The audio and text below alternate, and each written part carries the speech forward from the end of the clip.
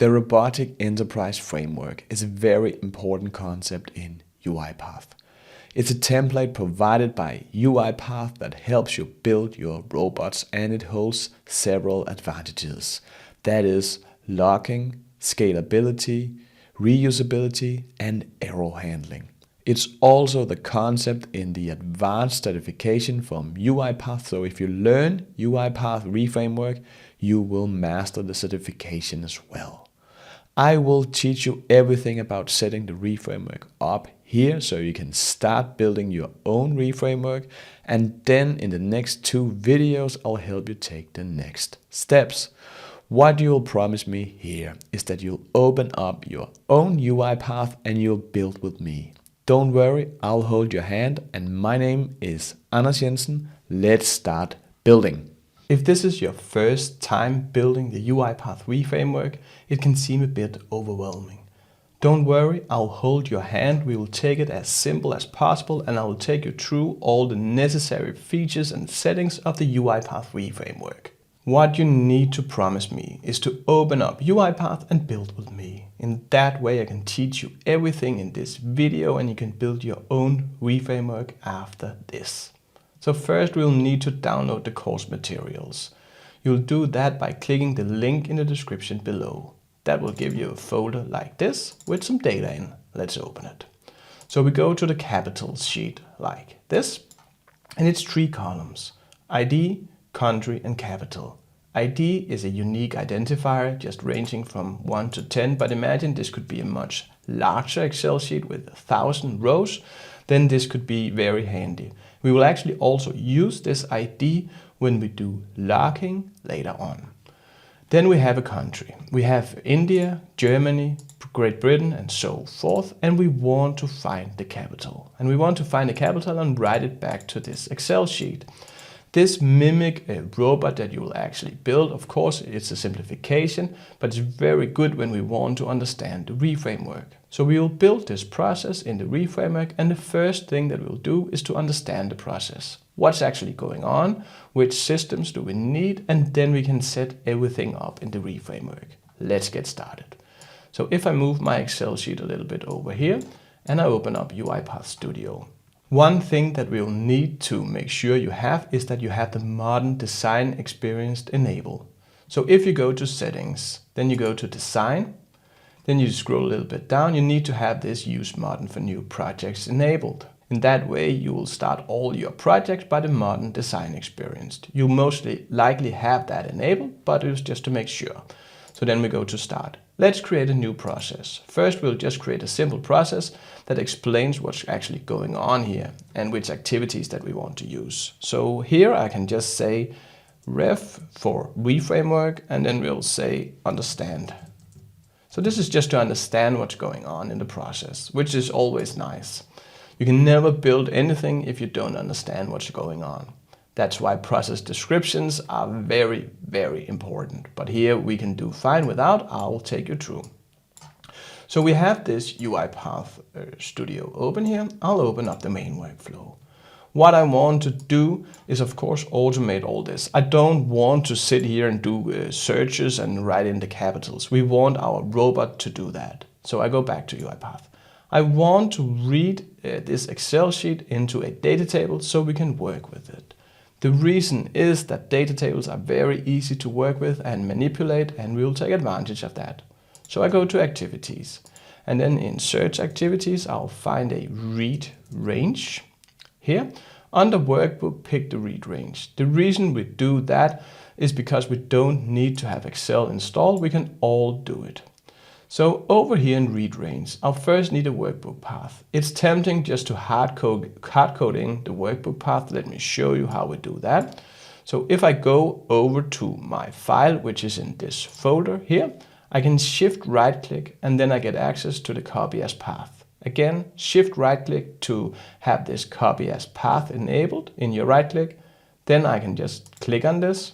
I can go back to UiPath. I can here Control V, paste in the path. That is bad practice. Don't do that.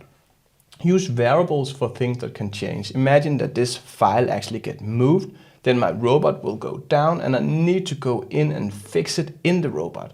It's much more nice to do it with variables, because then we can, first of all, if it changes, we can change it here in the variables manager, one place, and we can reuse it, which we'll actually do here.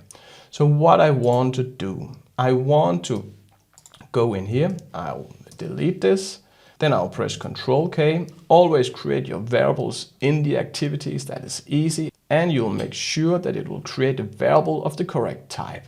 Here I'll just say str Excel path, then I press enter. Now I need to specify which sheet do I want to read, and let me show you the Excel sheet again. I want to read the capital sheet, as this is this sheet. So I go back to the read range, but then I say capitals. I want to read it all, so delete everything that's in here. Then having this marked, I go over here. This is the object repository that is open. I made a great video about that will explain you everything here, but that's not the topic today, so I'll choose the properties.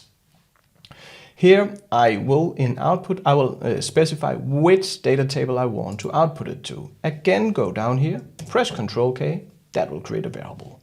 I can just say DT capitals. This is just a name I give it. You can give it whatever name you find most describing. Just choose a name that you can always go back to. I like these DT in front, because then it describes what variable it is. And we can always open Variables Manager. If I go down here, and let me enlarge it a bit, you can see that we actually have created an str Excel path of the variable type string, and then a DT capitals of the data table. One thing that we'll see is that we missed the default value here. So we're using a variable here in this read range, but it doesn't hold any value, so it will just be empty. What we do here is just in the default, paste in Ctrl V, our copied path. Now it's here, and it'll get used up here. So remember to do it here. Then I can close my variables manager. So now we read it into a data table, we can start working with it. To work with it, we do a for each row in data table. So I'll find a for each row here, for each row in data table, and drag it in. What this does is simply just iterate through each row here in this data table. I have a reference that is called current row. I can rename this, it's just a describing name. Current row is good, but if you want to say, for example, like row that was used in the earlier versions of UiPath, you can do that. I'll stick with current row. Then I need to specify which data table do I want to iterate through. And actually we have the data table that we just created up here. So I can start writing DT, and then you can see that it actually, the IntelliSense suggests us that we use DT capitals. If you don't have the IntelliSense of, say that it will look like this, then you can always press Control Space, it will show up. I can press Tab whenever I am having the right variable, that one is here. So I say DT capitals. So now we are iterating through this data table. Then we want to do something. I really want to open up a browser and do the Google searches here with the capital. Let me show you. So if I open up a Chrome browser, I navigate to Google, and let me just agree on this, and then I can start searching for the capitals. For example, the India capital over here. I can say India, and then a space, I can say capital, press enter, and I want to scrape this New Delhi, and I want to scrape it back to Excel. That is my case today. And this is very good because we work in a system that is here in a web browser, but it could easily be Salesforce or whatever system that you want to automate in. It also has transactions. Here we have 10 transactions. You can see this as one transaction, one transaction, one transaction, and so forth. So we can actually separate them, as you can see. So we can do this. Imagine that we can actually do this one day, then we can do this the day after, and so forth. They are independent. And the benefit here is that we can use the REFramework, because the REFramework lets us handle transactions. And that is handy when we want to, for example, say combat errors. Say that we are making this process in the UiPath, and something went wrong here. Then our robot will stop and everything will be stopped here. But with the REFramework, it let us automatically restart our process. It also logs the errors, so we know what's happened and what we can do afterward if, for example, some data is wrong. Let me show you. So here, first, I want to scrape this. And let me go back to Studio. I need a use application browser here and drag it in. And first of all, I don't want to do it here, because what happened here is that we'll open up a new browser scope every time I have a new row. As you can see here, that will be India, Germany, Great Britain.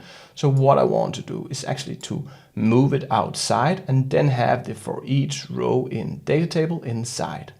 So if I just do that, then you can see here in this use application browser, we need to define the scope, and that is actually our browser scope. So let me just navigate to the front page so we are completely sure that that's where we want to open it. So if I just click indicate application to automate, here you can see it turns green. If you haven't downloaded the Edge extension, I'll show you how in a few seconds. But if it turns green, simply just click it and you'll see that it automatically detected Google and it has the browser URL. If you for some reason don't have this, the Edge extension, you can go to Home, then you can go to Tools and download the Edge extension here. It can also let you download Firefox or Chrome if you want that. Let's go back. So now I opened up Google, and one thing that I actually also want to do, let me enlarge this a bit, is to create a variable of this browser URL. It's not really important here because Google is Google, but imagine that you're using a browser that changes. We want to do that, and we might reuse it. So what I can do here again, press Ctrl K, and then I can say str URL like this. I press enter, and then I go down here in variables and fill in the default value. So this is also about teaching you some best practices, so I hope you really stick to the end of this video. Remember now to have a quotation mark in the front and in the end, like this. Then I can close my variable manager. So now here, I open up Google and then I iterate through each one of the rows in this data table, and that is this Excel sheet. So now I want to do a Google search. And I want to do a Google search, let me minimize this, on first India capital. So it's a dynamic expression, that is the India part with a static part, and that will just be the capital. So it will look like this, where capital will be used for all my searches, and this India will change to Germany next time, and so forth. So to do so, I'll find a type into. If I go back to UiPath, I'll find a type into here, and I drag it in.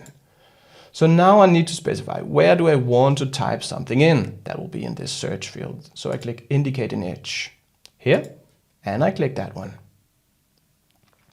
Here I just click confirm. UiPath automatically created a selector for me. That is the address of this field. That is fine.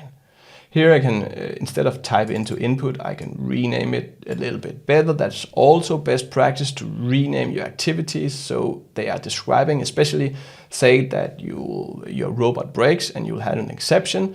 This activity will get described, and if you have a lot of type into input, you don't know where it's actually went wrong. So if I say here, type into, and then I can say Google search field like this. Now I just need to say, what do I need to type into? And I need to type into something into here.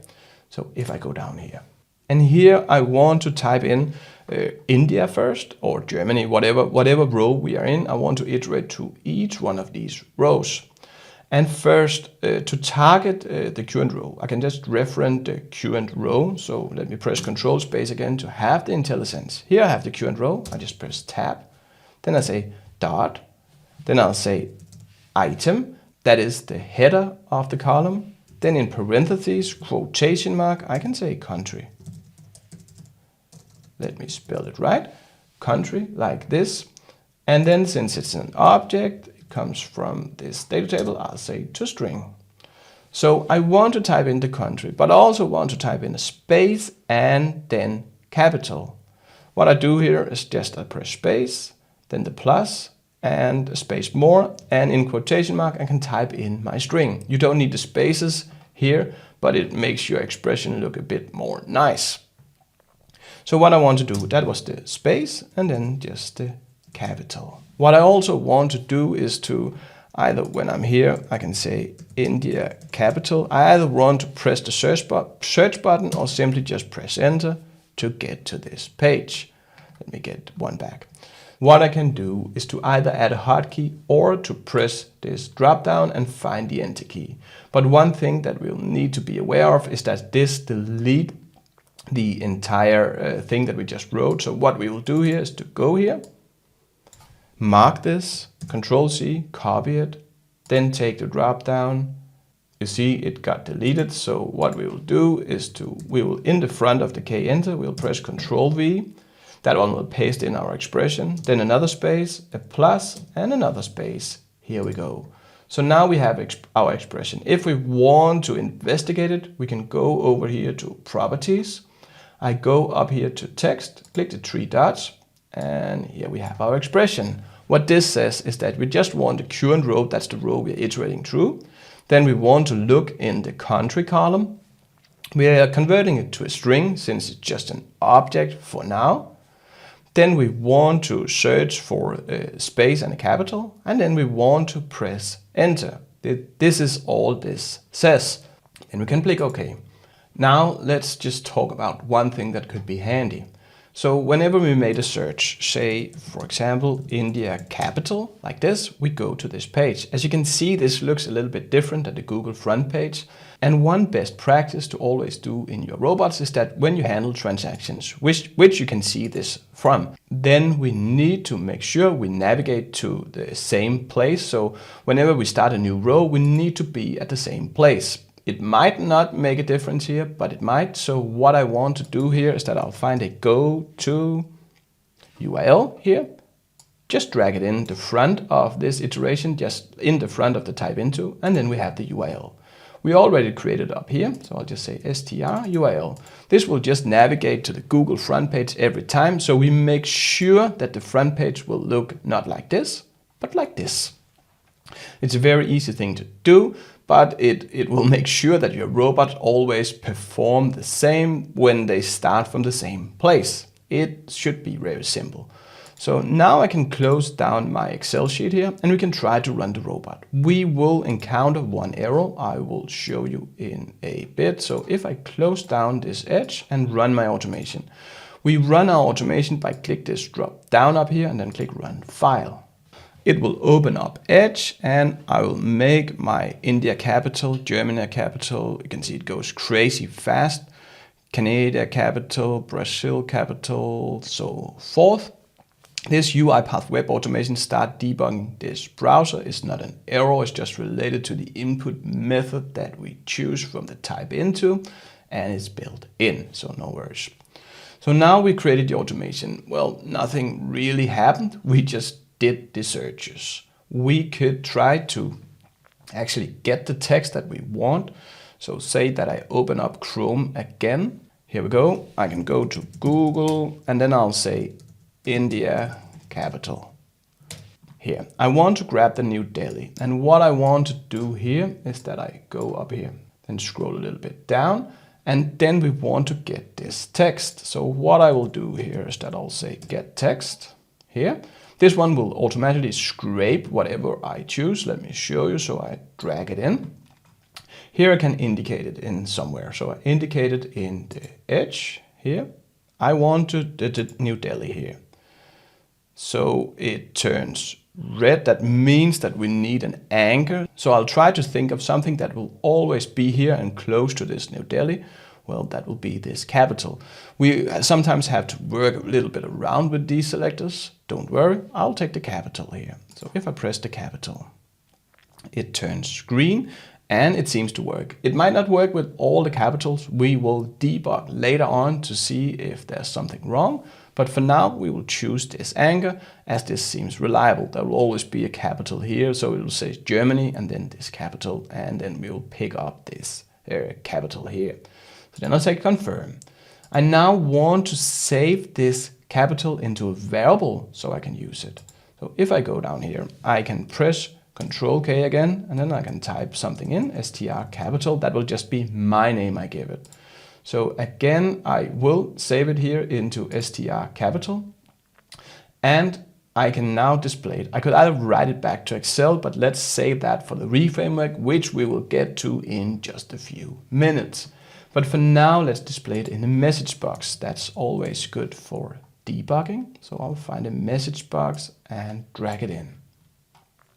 Here I can say str capital like this. And now let's run the automation to see that it actually grabs the capitals that we want.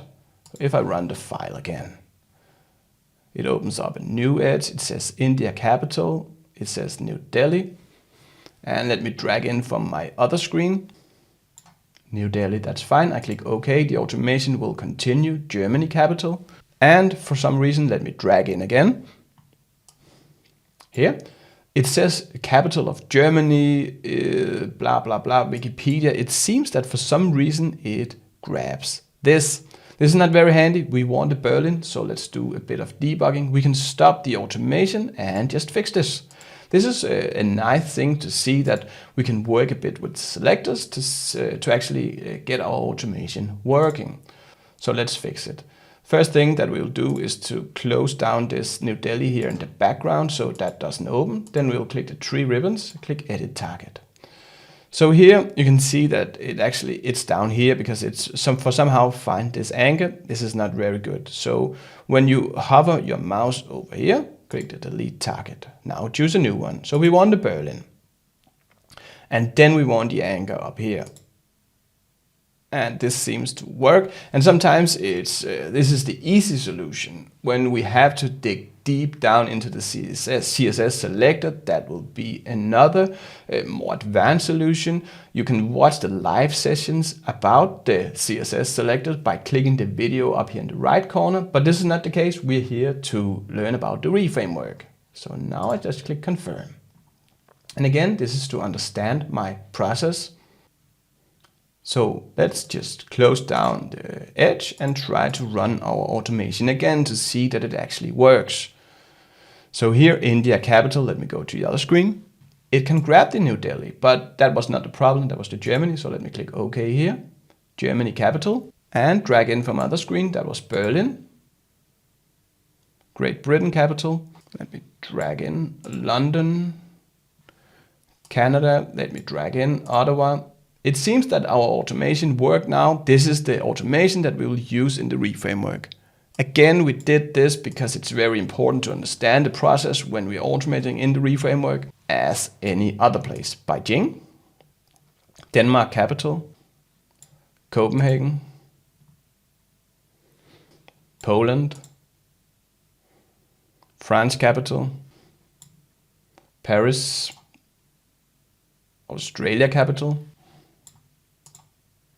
Here we're done. Our automation worked. This is the automation that we'll use in the REFramework. I hope you got a good understanding for what's going on. Let's start the REFramework. The REFramework is all about queues and transactions. So what we will do is let me open up this Excel sheet from the course data again, so in capitals. I want to upload all these transactions here to the UiPath Orchestrator. The Orchestrator is the place where we handle these things. You can see that as a queue in your supermarket, and then I will add customers to that. So each customer is a separate item, and at the desk we can process each customer separately. So for example, to the queue, I'll add the 1 India, then I'll add 2 Germany, 3 Great Britain, 4 Canada, 5 Brazil, 6 China, 7 Denmark, and so forth. And then, and only then, we can start processing them in the REFramework.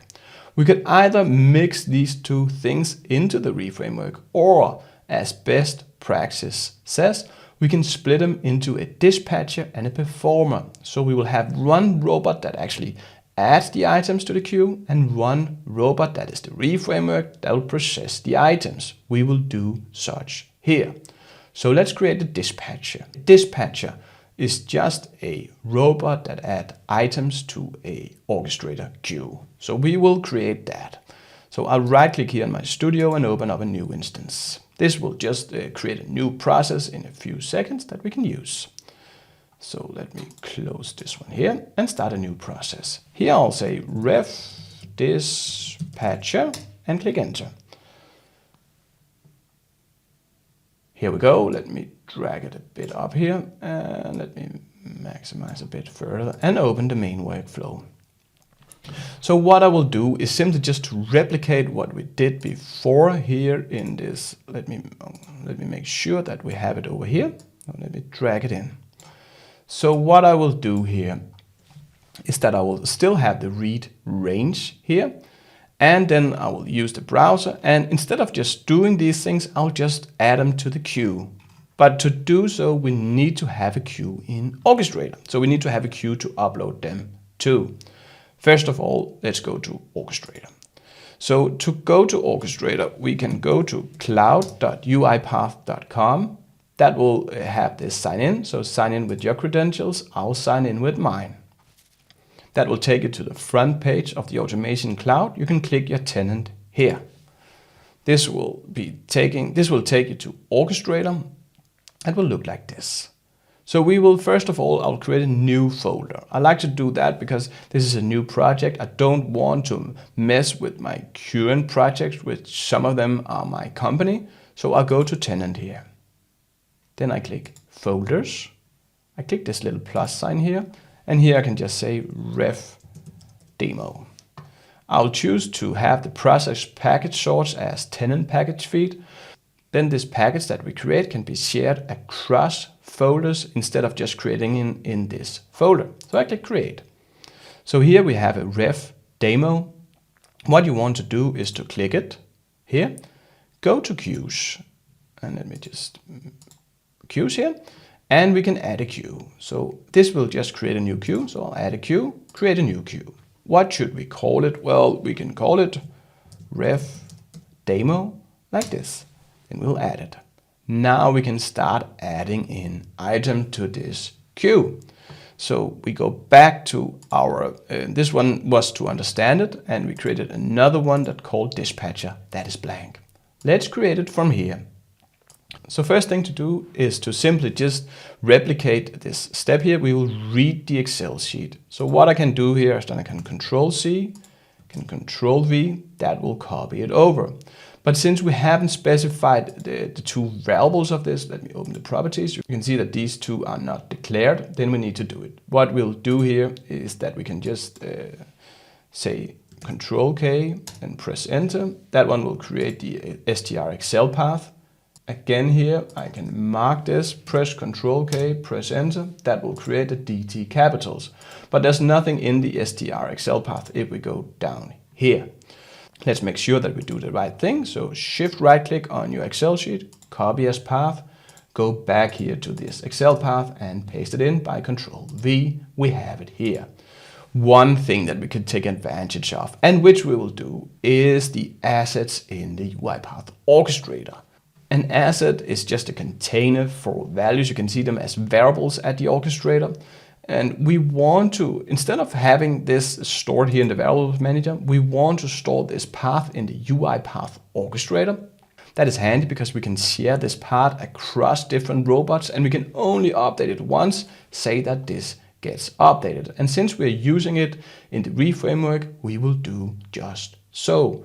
So what you can do here is again delete it from here so it will have a clear value. Then we go to Orchestrator. Again, if you want to go to Orchestrator, type in cloud.uipath.com and log in. Make sure you're in the right folder. Mine was called ref demo. Then I'll go to assets. I can add an asset here, create a new asset.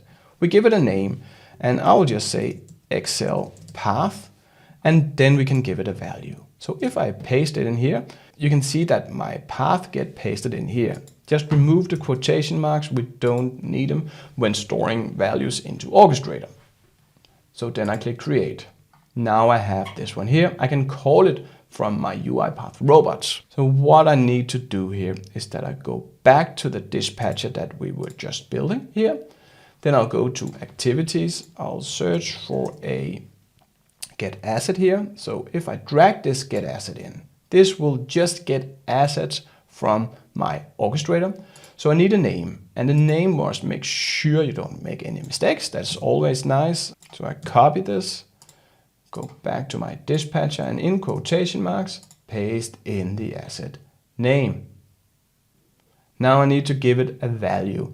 And this value is the value that it will have when it gets outputted. So it takes on this Excel path, it will take on this value here, and we need to store it in a variable. And we already created a variable for that. That was the str Excel path. So I'll say str Excel path. So this will work. Shouldn't we try it? One thing that we need to do is to change the folder down here because we called it ref demo. And if you can't see yours, simply just go over here, click refresh. This will refresh the folders and resources. You can choose it now. There's the ref demo. So now we can try to run it. Just make sure your Excel sheet is closed. We can try run the file just to see that we can actually pick it up, and it works. So here we are reading it and nothing really happens. So shouldn't we add the rest of it to it so we can actually visible confirm that everything works? The easiest thing will just be to have the for each row over here and drag it in. I want to iterate through the DT capitals. It's still named that, so I'll say DT capitals.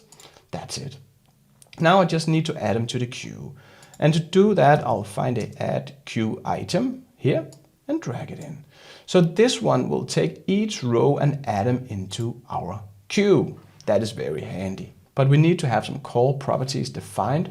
One of them is the queue name. So we need to say which queue name do we want to add to. And since we created that, go to your folder and go to queues. We have this queue name here. Then we go back to our dispatcher. Again, we could create a variable, so let's do so. Control K, I can say str Q. I'm so bad in spelling queues, do you know that? Then I'll press enter. So if I go down to my variables, you can see my queue name is here. I can paste that in. Remember to put it in quotation marks, doing like this. So now we can add to the right queue. We are not adding any items to it. So if I go up here to the 3 dots, we can start adding in the things that we want. And let me just show you what we actually want.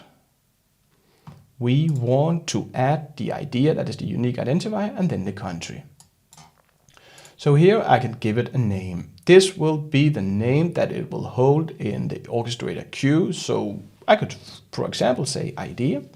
It will be of the type string, and now I just need to say what value does it have to be. Well, I want it to be 1, 2, 3, 4, and to target those we just do as we did before.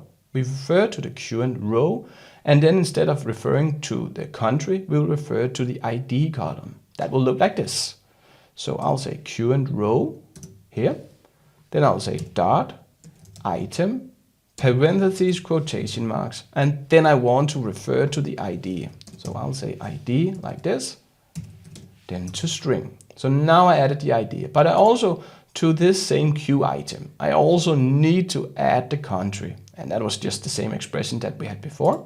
So I'll say name, country, and I can either copy it from up here or copy it from the previous studio instance that we have, but I will do it up here. Then I'll say country. So now I add my ID and country. Those are the ones that I want to add to my queue items, because then we can start processing in the UiPath REFramework robot that we are about to build. So that's it. Let's try to run this. We need to close down the Excel. We run this and inspect that it actually works with our asset and that we can add items to our queue. So if I go to Orchestrator, then I go to my queue. You can see here that we have nothing in it. And even if I refresh it, you will see that it still says 000. But don't let that fool you. Click the 3 dots over here. Click View Transactions. Now you can see we have 10 nice transactions. And yeah, you guessed it. Those are ours that we just created. So if I click these 3 dots here, I can click View Details. Here we have one of them that is ID 9, country, France. Nice.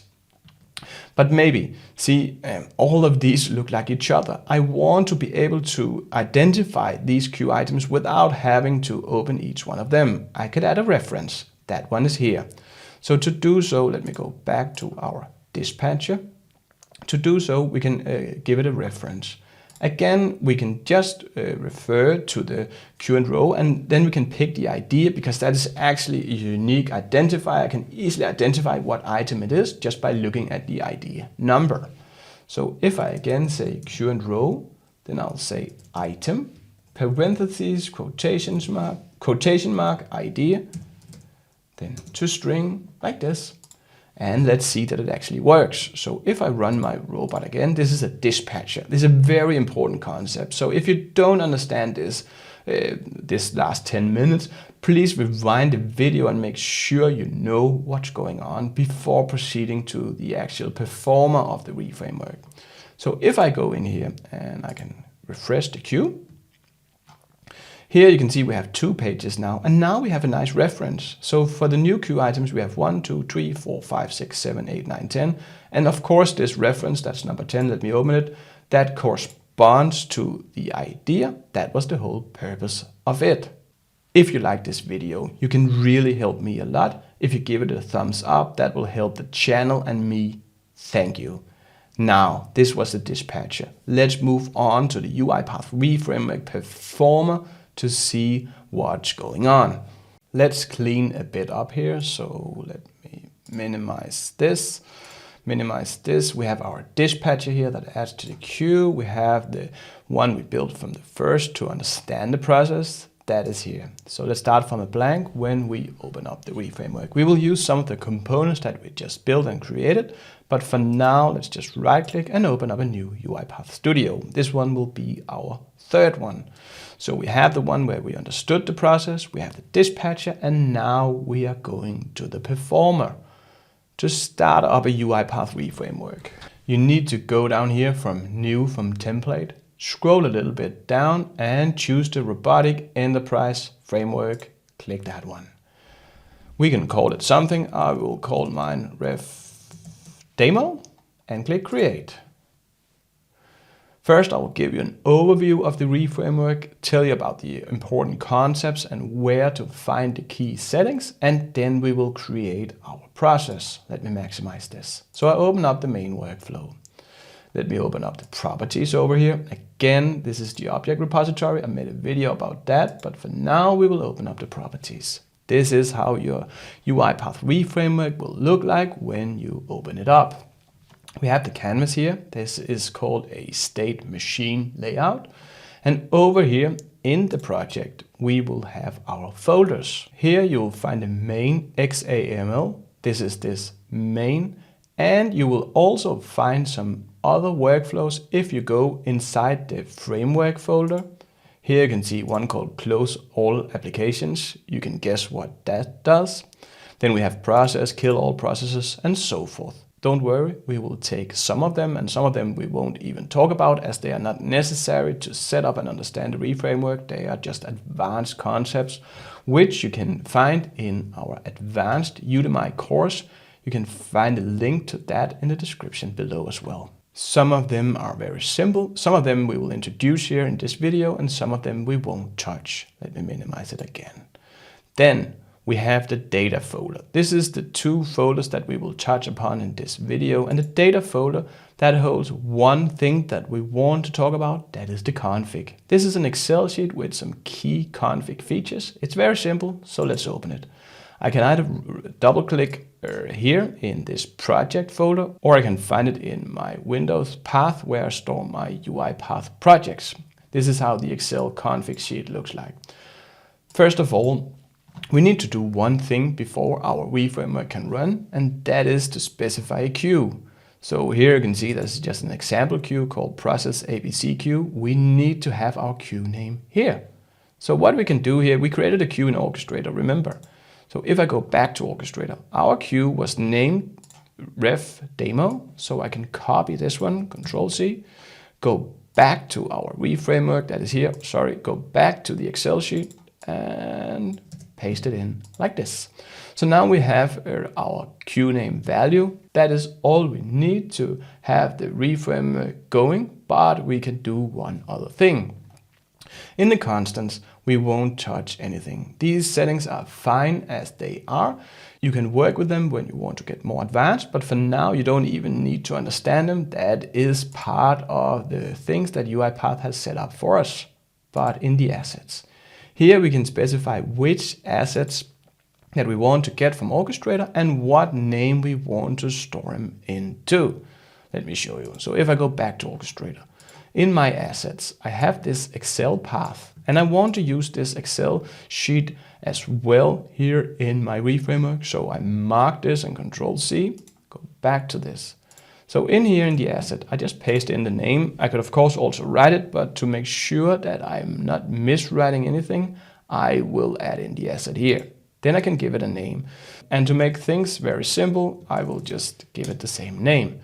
So what this does is that in the REFramework, it will get this asset from Orchestrator, and then we can use it in the REFramework under this name. That is all there is to it. You can of course add descriptions to it if you want, but we will keep it simple. So make sure it's saved. Mine is auto-saved up here, but make sure it's saved and close it down. Then go back to the REFramework. So now we touch the folders. And as said, you can find the config in the data. Let me collapse that as well. So now let's try to understand what's going on over here. It will be a very simple approach that will teach you what's going on, and then we will start building, as I believe you learn UiPath the best in that way. So imagine when we click start here on the REFramework, we will start up here. Then we go to the initialization. This initialization state as it is, we can actually open it. So there's actually more into it. If I double click it, this is what comes up. So here you can see that we have an entry, then we have a try catch, and all these things that I'm telling you now, don't try to understand those. Those are not important. That will be next steps in your REFramework journey. The things that we're going through today is enough for you to understand the REFramework and build within it. So we scroll a little bit down, and here you can see the invoke init all settings workflow. This is an invoked workflow. And remember, we saw the workflows from over here. If I open up the framework, I can actually invoke these things by just, for example, kill all processes. I can drag that in. Now I have an invoked workflow just like this. Of course, we will not do it, so I'll delete it again. But this init all settings is here. We will open up the workflow. So we will read everything from the Excel sheet into a dictionary. A dictionary consists of key value pairs. Let me show you if I open up the config sheet again. For example, one key value pair from our dictionary that we create in the REFramework will be this. So the key that will be the Orchestrator queue name, we look that up and then we get a value back. That is the ref demo. You don't have to worry about this. This is done automatically. So just relax here but you just have to know what's going on. So that's what's going on. We also list the assets in the config. So I can close down the init all settings. And we can scroll a little bit down. All these things we don't really want to do. We can have the kill all processes. So usually whenever we start up the REFramework, we want to kill all systems, or at least close them, that we're working in. In that way, we make sure that we can restart them and don't have to worry that our robot will start in a system that is not properly initialized, or in a system where a process is halfway in. That means our robot could fail. So always close down the systems and open them up again, unless you have a reason not to, of course. So we could actually do it here. If I open up the workflow here, you can see that it's all empty except the log message. That is fine. But I want to make sure that my system, in this place, the Edge browser is closed. So let me open up the Edge browser again. That is here. And now I go back to UiPath, and in activities, I find a kill. So I need the process name of the Edge. The easiest way to find that is to press Ctrl-Alt-Delete. That will open up the task manager. And I want to get the name of the Microsoft Edge process. I can do that by right-clicking here and go to Properties. And this is the name I want to use.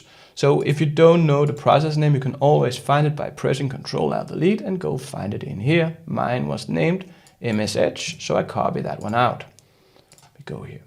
And in quotation marks, I just paste in the MS Edge. We're doing this because we want to kill the browser, want to close it, and then we can open it up to make sure we are on the front page. And of course, we can easily have an overview of it here, but it's very clever when we have more complicated processes. So we want to open this one up. That's fine. So let me just save it to be sure here. I can close this one down. This was just this invoked process. So if I scroll a little bit more down, we don't need to know nothing about these. Then we need to initialize our applications. What applications do we want to work with? Those ones goes in here.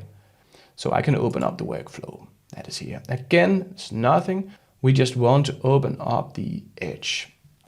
So to do so, I'll find a use application browser, just like we did before when we tried to build the process to understand it. So I just put that in. Here I need to indicate where do I want to automate. And let me just, you can also copy activities from before, but let's just try to understand. And to make completely sure, let's make sure that we are on the Google page here. So now I just indicate the application to automate. That one will be this Edge browser. So I click that one. That's it. And you could also create an asset for this Google address. I will leave that to you. That could be best practice if your URL changed a lot or if you reuse it a lot. We will let it be here for simplicity. Now you just know. So this one open up the browser. What I want to do is to over here in options close. I don't want this to close at all time because I'll use it later on in the REFramework. So over here in properties, you can click down here, you can click the drop down here, and then I choose never. So now I choose not to close it. I will choose to close it whenever my REFramework is done, but simply just not here.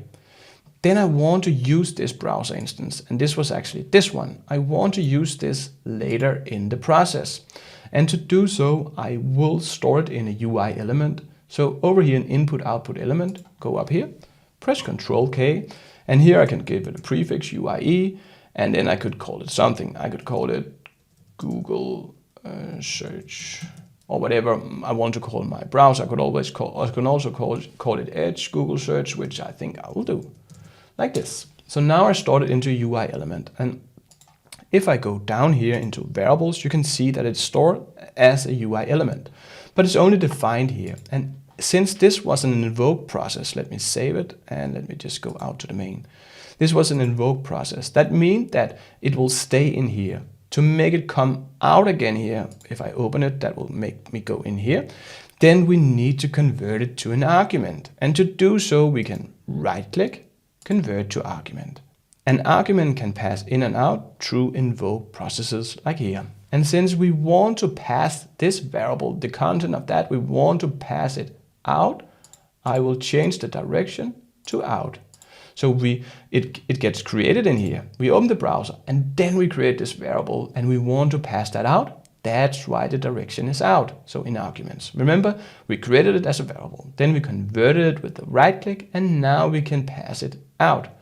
So then I can save it. We will use that argument in a bit. So now I can close this because we have opened our browser. Then we can close it. Now this turns orange. This means that we need to map our argument to a variable here in the main workflow, because this was only defined here in this init all applications. To do so, we go to variables. And here we can call it something. I could call mine UIE Edge. I call it Google search, like this. We need to change the variable type to a UI element. And since it's already up here, we can find it here, or we could browse for types and find it. Mine one is here, that is fine. So having created that one, we can, you can see it created as a UI element. We just need to change the scope, so we need to make sure that it's defined during the whole REFramework. So not just here in load configurations. So what I will do here is that I will say general business process. That's it. Now I can map it. And relax, this is the last thing that we will do in initialization. We'll go back and talk about the REFramework. So if I click input arguments here, then you can see that UiPath automatically said, oh, well, these two names are similar. Let's map them. You should just confirm them. Okay, you're not orange anymore. You're good. We can click save. We're done here. Let's go back to the main. So what we did up here, we started here and then we configured the initialization. That is, we closed down our browser and then we open it again. After the initialization is done, we could face two states. We could either say, well, something went wrong. We couldn't open up our system. That could be our browser. Then we will move over here. That is the system exception transition. That will go over here and end our process. And over here, that is the last thing that will happen. Nothing will happen anymore. But of course, most times we will set up our systems and then we will have the successful here. Here in this state, you don't have to open it. You don't have to do anything. UiPath, the REFramework template, will just automatically get your transaction data. And the clever part is that we will, here in this, let me get to the queue, we will get each item one by one. So we will get the transaction item here one by one. And what will happen here is that this get transaction data state will say, well, do we have another transaction? That could either be if the queue were empty, then we'll go over here and say no data, then we will end. Or we could have emptied it, say that we processed all our 10 or 20 items, then we'll also end up here. But if we have something on the queue that we defined that in the config sheet, remember, in the Excel sheet, then we want to go down here to process the transaction. So we will go down here in the process transaction, and then we will process the transaction one by one as we get them from up here. In our case, we will do the Google search and we will write back to Excel. And 3 things can happen before we go in here and define this. We could either have a system exception. That could be that our system is down, that we couldn't find the browser or whatever system you work in. Or we could have a success, that is everything is fine, or a business exception. A business exception is, for example, when something is wrong in the data. So nothing about the systems or anything, but about the data that we're trying to process. That could be if we needed a double and for some reason we got a string in and we couldn't calculate on it, then we will have a business exception. Let's figure out how to use the process transaction, because now we have a better understanding of the entire REFramework. So if I open the process transaction, again, we have a lot of things here. We can see we have an invoke process workflow, we have a transaction status. The only thing that we will touch is the invoke process workflow. So if I open up the workflow here, it's empty. So we want to process our queue items, and let's look at the queue items. So if I click the 3 dots here, I click the view details. Our queue items is, we have an idea and we have a country. We want to process those and we want to find the capital. But first, let's just see that we can actually process them by simply just writing them out to a right line. We will do nothing else. So we go back to UiPath and then we find the right line. I'll drag it in here. To target our transaction item, that was the one that we go here into main. That was the one that came from up here and moved down here. Now we know that we have a transaction and we have only one as we process them one by one. Then we can target them here. And UiPath automatically rename those to in transaction item. And you can see this by, if we move here by doing this. And then here in the invoke process workflow, we can see in the import arguments that this in transaction item is having the value of transaction item. And that was the one that came from this state up here. Again, you don't have to understand these, just have knowledge about it, because later on in the more advanced lessons of this REFramework, we will work with that. But now we go to process. And here we can just write in transaction item to refer to the transaction item. This is just a generic term. We need to say, what do we want out of this transaction item? And since we want the country out, and we know, you can see the country, sorry, there was this browser. The country is here. We have that in our transaction item. We just need to refer to this country here. And let me go back to here. So in transaction item, then we say dot specific content like this, quotation marks, and parentheses, and then we will say country like this. And again, we need to convert it to a string like this. So now we are actually having our REFramework. We have used the config sheet and we are getting the items from the queue and we start processing them just to the right line. But this will just show us that it actually works. And it also shows that we can kill the Chrome and open it up again. So now we will just see that we can actually process each item in a right line. We will not process it in a browser, but we configured that it will kill the edge and it will open it up again. Again, nothing happened. So just a simple one to see that we actually have set up the REFramework and we can process each item. So if I go down here, I can run the workflow. It closes down edge, it opens it again. Well, nothing really happens here. It runs.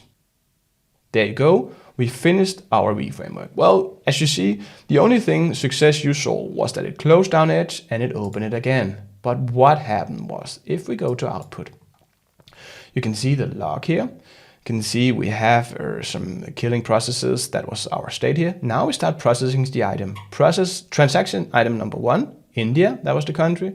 2, Germany, 3, Great Britain, and so forth. And we actually had a double because we added it twice to the queue. So you'll see India comes down here in 11 again, and so forth. So now we can process item in the REFramework. Congratulations, you have understood the REFramework, or at least you can build processes in it. The rest is just to fill in our process so we can actually make sure that we can do these Google searches with it. But for now, you have actually built your own REFramework process and you have used the config sheet. But let's finish it. That will be nice, wouldn't it? And again, if you haven't liked the video, it will help me a lot if you press thumbs up to it. Thank you. So now let me close this. What I want to do here is that because I open up the Edge, I want to get this Edge browser here in the process transaction and do the Google search. So let me open up the process transaction and again invoke process workflow, open that one. So we have it here. First of all, I'll need to use a use application browser. You can find it over here in recent. We just use it, or if you didn't, then just use the search and search for use application browser. Let's drag it in.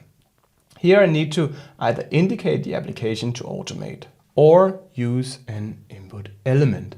Since I want to use the UI element that we just created from the initialization, mine will go here in the input element. So if I go up here and then press Ctrl K, I can again say UIE, then I call it Edge Google search like this. Now this gets created as a variable, but we need to go down to variables here. And since this variable is coming from outside, we'll convert it to an argument again. So I'll right click, convert to argument. Now we have it here in the argument. And this direction is right. It's coming from outside in. We're taking it from the main and getting it in here. That is in. And I can click save. If I go to main again, you can see that this invoke process workflow has now turned orange. I can click import arguments. Here, UiPath automatically have mapped it. That happens when you are giving him the same name or almost the same name, then this happens. In case it's not, you just need to map him yourself. It's very easy. Just make sure you map him to the right name with the right value. Then I click OK. I go back to process. So now we are actually using this UI element from up here. We're using that here. So now we know we're in the right browser. What do we want to do? We want to do the exact same things as we did before. So why don't we just copy it or remake it? But here I want to go to a URL. I can easily copy that one over here, paste it in here. And since we haven't created this URL this time, and again, we could create either a variable or we can actually store them in Orchestrator if we wanted. I'll leave that to you. I'll just hard coding it in for now. So I'll just taking this google.com. and do this. And of course, we need to have them in quotation marks like this. Don't worry, these small corrections you'll make all the time as an RPA developer.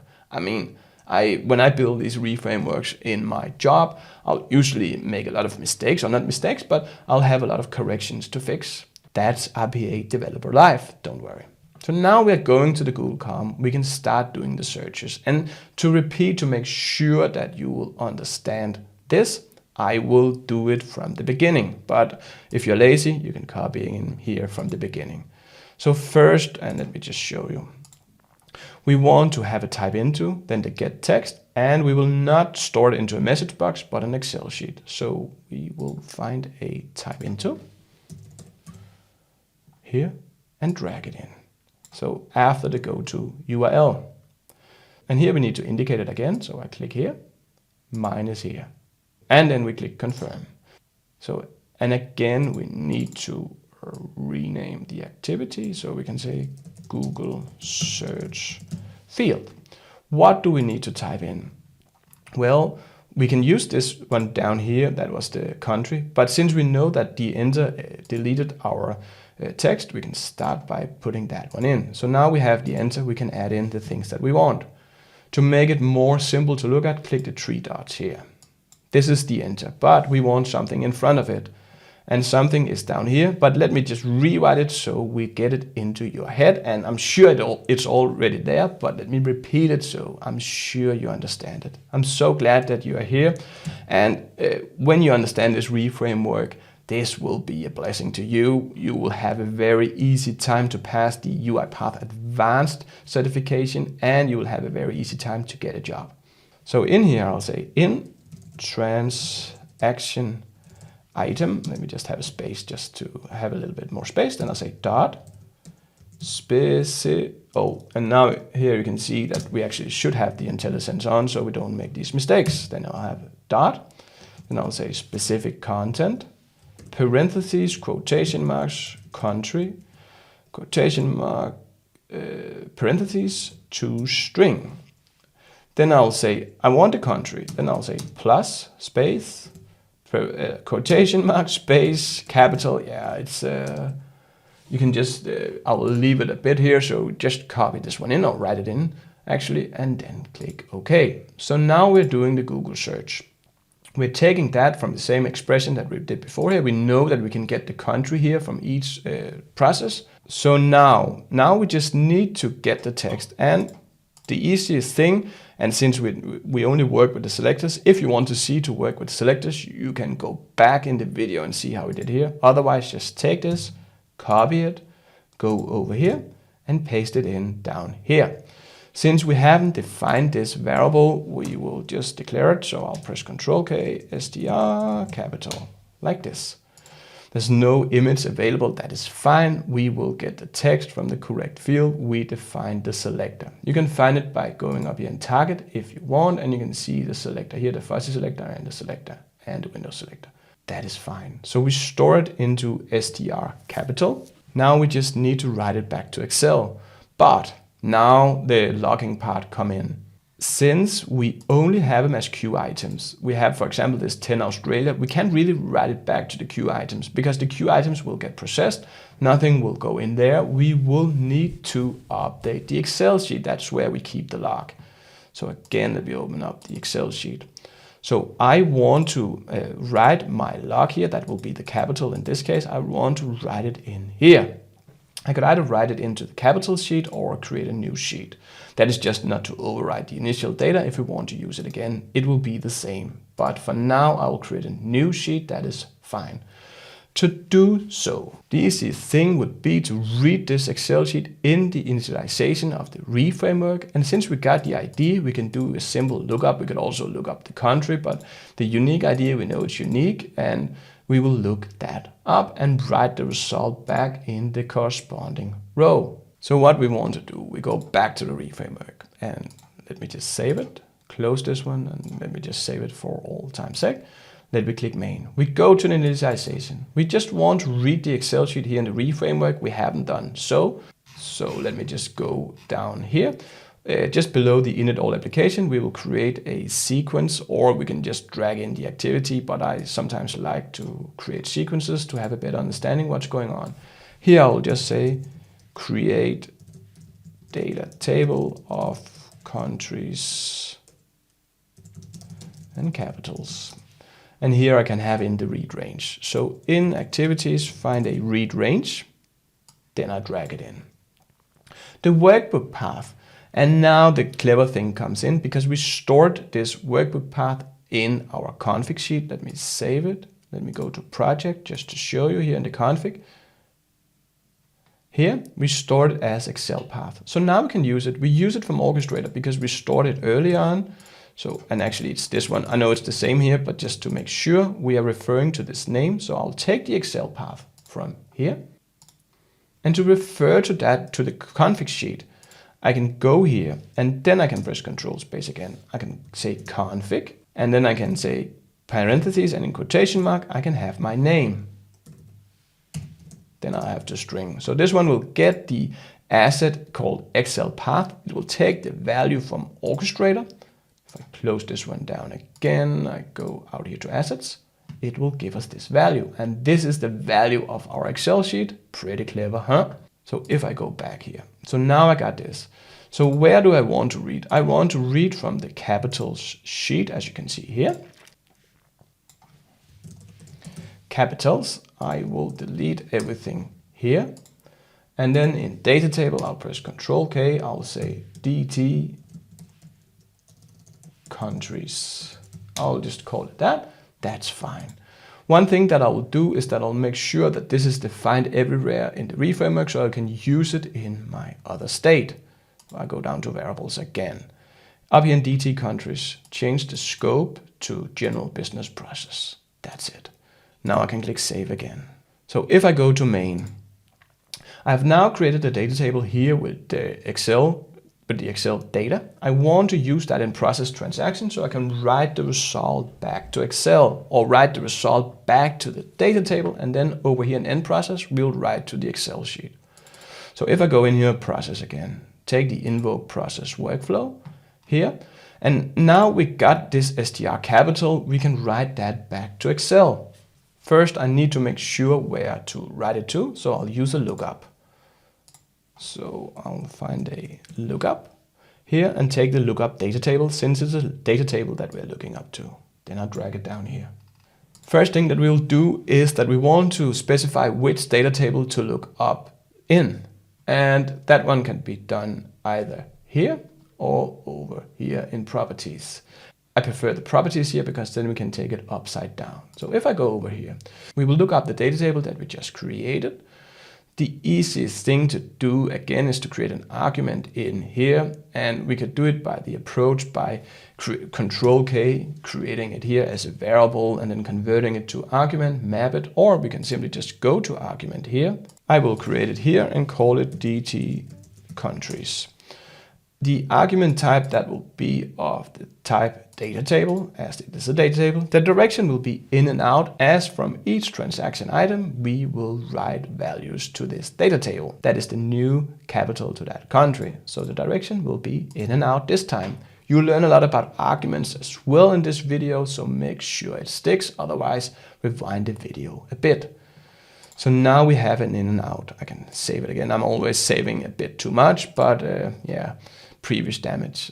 And then I can go to main. Now you can see this turns orange. So if I click this import arguments, you can see that this DT countries got mapped to DT countries. I can just click OK. Everything is fine. Let's build on the process. So now we have a data table to look up in. That will be the DT countries. The lookup value, that will be the idea from the transaction item. And to get that, that is again in transaction item.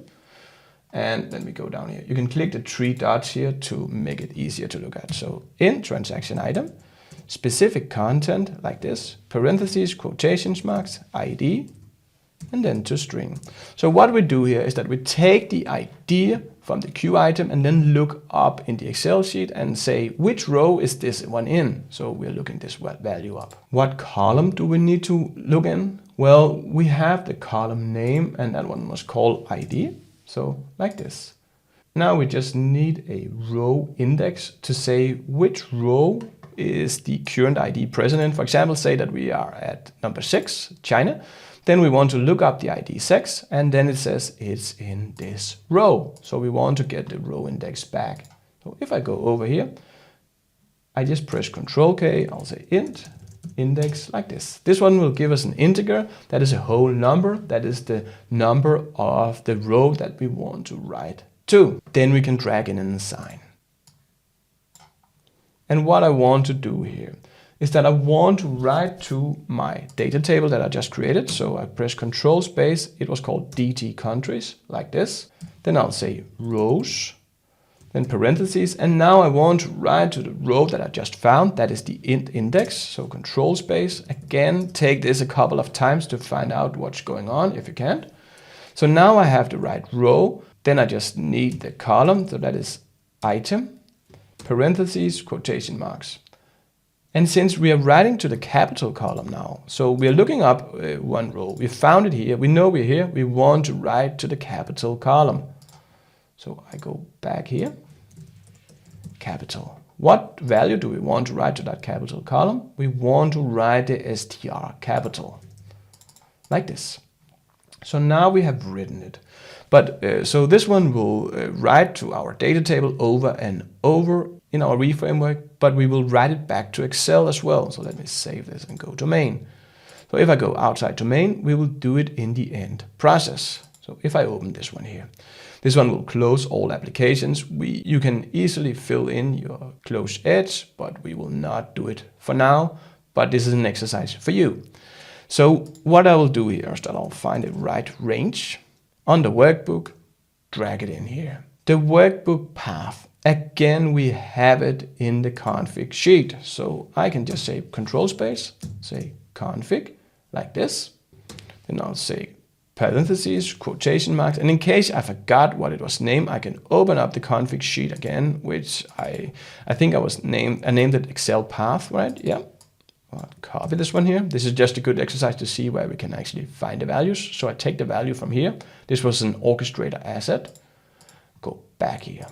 Then in the config, I say Excel path.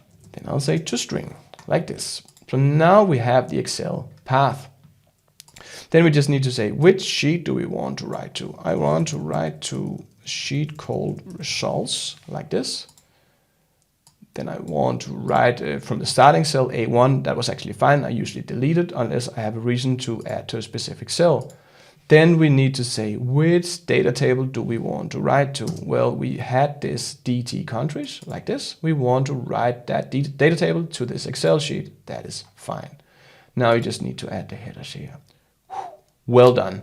You have now completed another step in your REFramework journey, but shouldn't we see that it actually worked? I'm very excited. So we go down here, we close this one here, and we run the REFramework. Before we do that, we actually need to make sure that we have something on the queue because we processed all our items. You can see that by going to the queue, going in here and view transactions. You can see here that this is processed successfully. It says status successful. We processed all our items. So what we need to do is to add more to the queue. Go down to your dispatcher. You can just run it again. Make sure your Excel sheet is closed, run it, and there you go. We have 10 more items on the queue. So if I refresh this, you'll see that it says, let me go to the front page here. It says new, reference 1 to 10. Fine, we can start processing in our REFramework. So we start the process here. It closed down Edge and it starts writing New Delhi, India capital. And then it will take the next one, Germany capital. Take the next one, Great Britain, fine.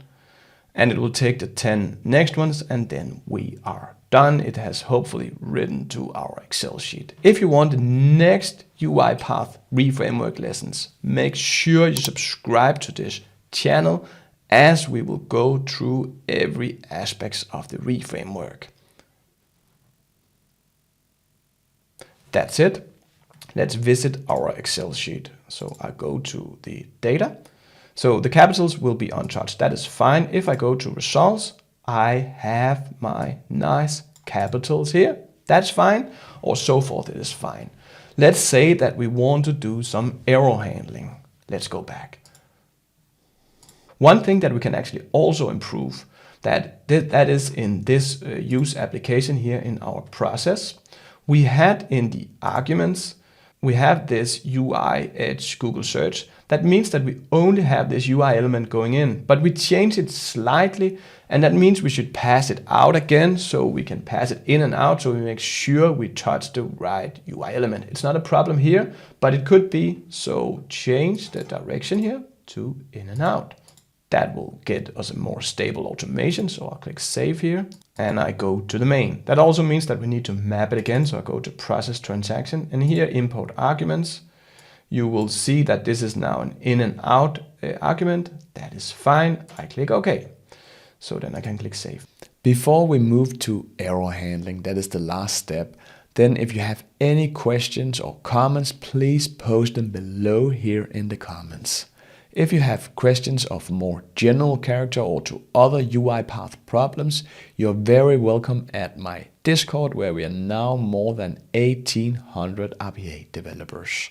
let's go back and fix the error handling in our REFramework. Let's look at error handling here in our REFramework. First, we will implement an error in our process, and we'll do that in the data. So an error in the data, that will be a business exception. So let me show you. So if I delete this Denmark here and just leave a blank country, you can see that a blank country shouldn't hold a capital, and we want to tell the user that there's something going on here, because let me make sure I saved it. I close this one down. Let me add 10 items to the queue by the dispatcher here. I'll do that. Now we have 10 items to process, and I can run my REFramework, and let me show what's going on. I will run the file and I will speed up the start of it, where we just found the normal capitals until we reach the exception. Let me show you. And here we have the blank capital. What will happen now is that UiPath REFramework, or the robot, will look for this capital anchor. It can't find it, so we can't really get the text out of it. It will wait 30 seconds because that's the default timeout, and then it will give us a system exception. But that is really not what we want. Nothing is wrong with the systems here. You can see the browser is working. So what the REFramework does is that it opens up another browser and try the next item and give us a system exception. So we want to create a business exception because something is wrong with the data. Now you can see it tries again, and it obviously can. Let us finish it and let us create a business rule exception out of this. Let me close this one down if I can. Here, there you go. So let's fix it, and instead of we don't want a system exception, we want a business exception. And we can actually also go to Orchestrator, and here, let me just refresh this one here. And if I go in here to view transactions, we can see here we have an application error. That is a system exception. We have an error in our application. That's not what we want. So let's try to fix that. To fix it, we need to go to process transaction, and then we want to go to the invoke process workflow here. Let's scroll a little bit down. So the exception happens here when we try to get the capital and we can't, or rather UiPath can't, but you know what I mean. So what we want to do is to implement a try catch. And let me just move this lookup data table in front of this get text, because we want to use this row index. Let me go to the properties, the one that we created here, the index. We want to use that here.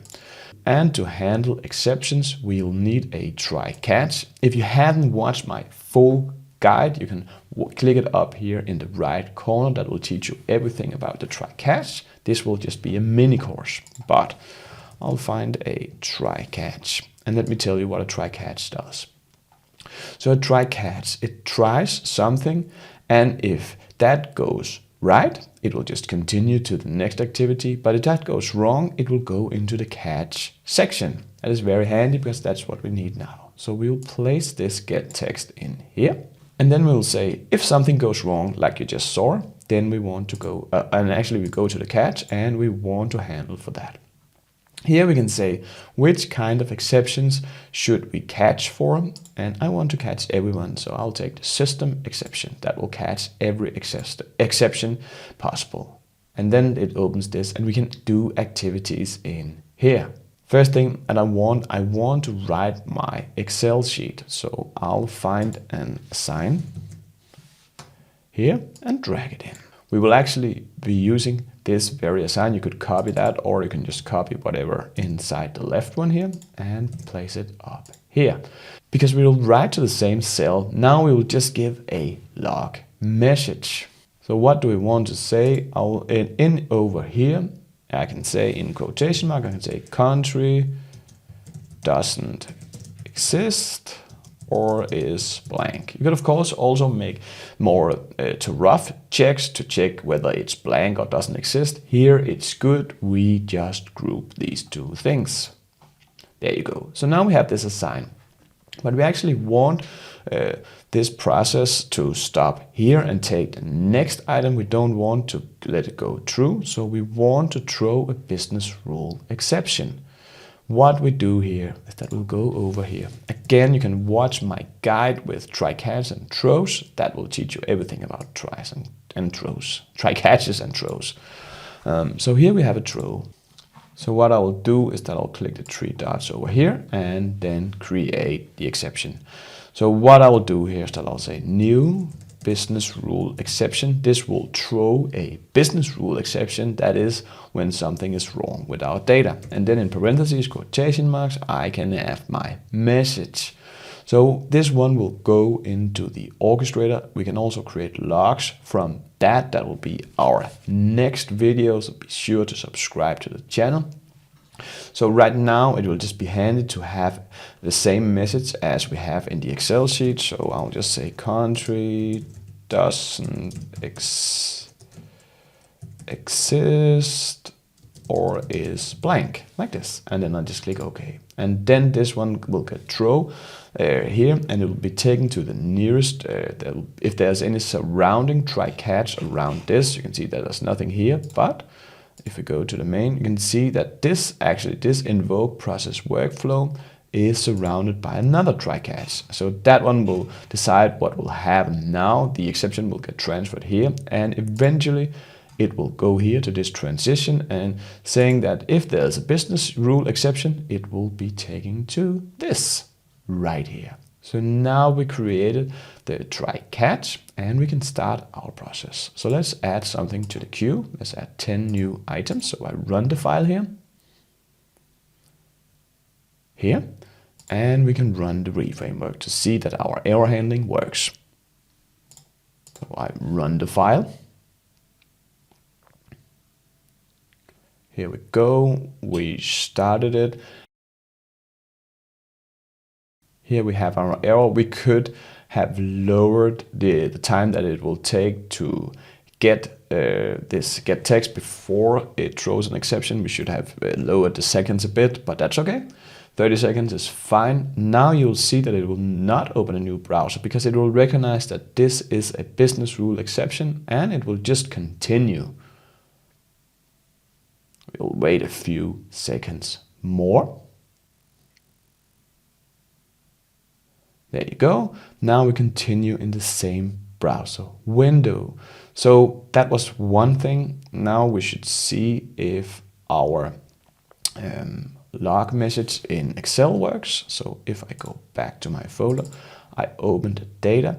Here we chose to write over, and you can see that we got our nice log message here. Country doesn't exist or is blank. And if we go to Orchestrator here, and let me refresh the queue. There you go. Now we got a business exception here instead of the application exception. You can also see that it's failed.